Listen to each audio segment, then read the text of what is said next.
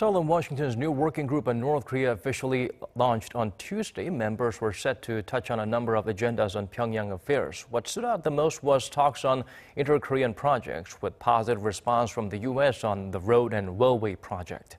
Lee Ji-won has the highlights from that session. The U.S. says it strongly supports the inter-Korean project to link railways and roads. That's according to South Korea's Special Representative for Korean Peninsula Peace and Security Affairs Do-hoon, who spoke to South Korean reporters after holding the first meeting of the newly established working group on Tuesday. At the first round of meetings, U.S. Special Representative for North Korea Stephen Biegun allegedly said that Washington supports the project, adding that it is not a matter of getting approval from the U.S.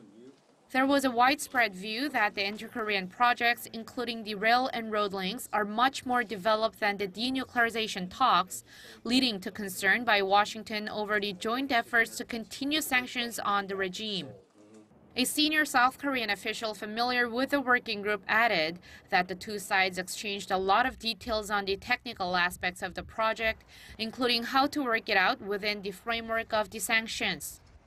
He also said that everything else has been settled and that the South Korean government maintains its goal to have the groundbreaking ceremony for connecting and modernizing railways and roads within this year, as agreed in the third inter-Korean summit in September.